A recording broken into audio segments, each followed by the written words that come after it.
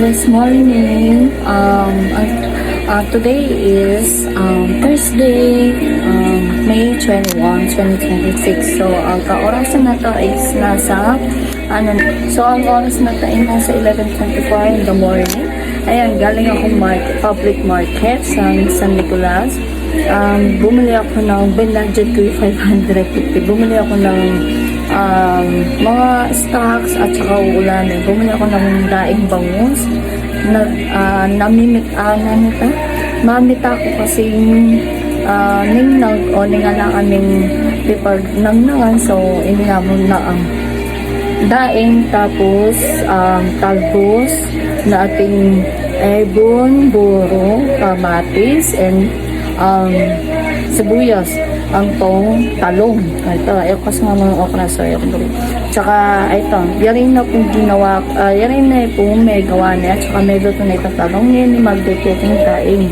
Yan yung ginawa ko rin, cucumber with lemon, diba? Kaysa bumibili ka sa labas. So, sayang naman, dami kong cucumbers, ang dami kong lemon sa ref, at saka kalamansi.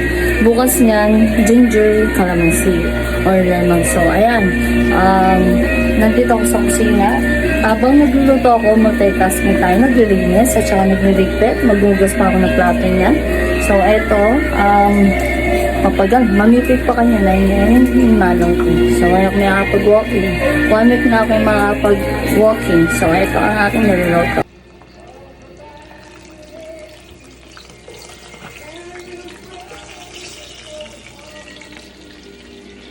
Yan may luto no rin talong. Kanya ko maglutong talong, tas buriko, dolok. Ayan yung salad dyan kanina. Bila mo pa ko nila kami pa ko yan.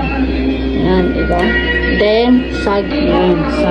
Ito ang cucumber with lemon. Diba? Marami kasi ako ayan ang lemon, cucumber, tas kalamansi.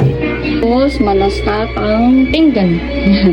So, later na lang. Ayan, luto na po ang ating ulam. So, makapaglaban na ako kasi time check, 11:55. So, 11:45 yan. So, ayan, luto na po. So, maglalaba muna ako. Bye!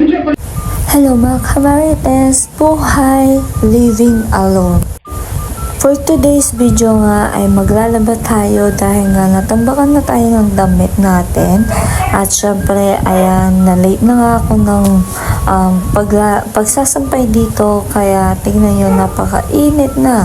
Kahit na ako yung taong maarte. Pero nakakalabas ako kahit walang payo, kahit mainit. Ayan, nakita nyo naman po at pagpasensya nyo na dahil medyo lumalapad tayo at lumalaki. Masarap kasi kumain. Ganito yata talaga kapag stress-free. Kapag walang sakit sa ulo at walang nagpapa-stress. Charot! Ayan na nga, tapos ko na binibilisan ko na. Second day, laba day ulit. Laba day, tutuloy ko yung binabad kong puting damit. Tapos, tinuloy ko na rin yung decolor ko tsaka mga antis. So, ayan, sampay-sampay na tayo. Kasi ayoko natatambak yung mga damit ko. Ayoko nagpapalang doon. Tapos, binilad ko din yung mga unan. Ayan, ganyan ako pwede talagang nabibilad. So, let's go! Diyos ko, wala na atang katapusan to paglalaba ko. Nagilabandera K na po ako ngayon. Ayan na nga at nakapagtakip na nga ako ng mukha ko dahil hindi ko kaya ang init. Napakainit. Hindi ko ganyan ako magsampay. Look ko. Gusto ko naka-orange siya. Puti sa puti. Tapos short sa short. Tapos decolor sa decolor. Yan. Gusto ko pantay-pantay. Pati yung hanger pare-parehas. Tapos gusto ko kung sando yan. Naka-ano din yun.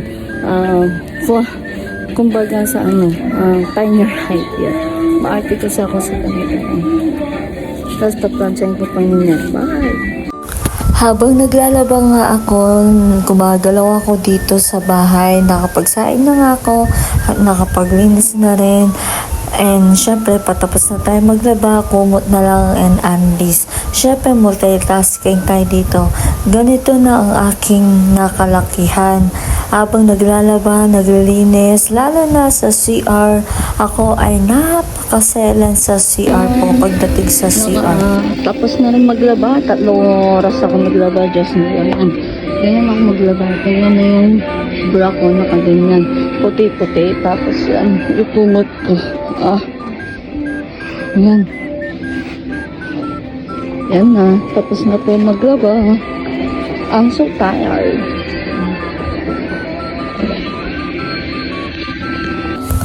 Sa puntong ito, gutom na ako at alauna na nga ng ang tanghali, alas 2 at nagpapahinga lang ako dito para maligo and syempre na-miss ko naman ng aking anak.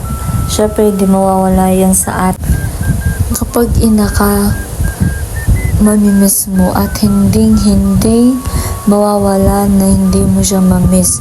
Sa mga ibang ina dyan na nagsasabi na dalaga ako or pinabayaan ko yung anak ko o feeling dalaga ako, no. Kahit po na wala sa aking anak ko, namimiss ko yung anak ko, iba pa rin talaga yung kapag kasama mo talaga yung anak mo ng ikaw yung saksi sa pagpapalaki niya. Kaya naspeto lang po sa ating mga kapwa babae. Yun lang po. Maraming salamat po. Mag-ingat po kayo. God bless you all.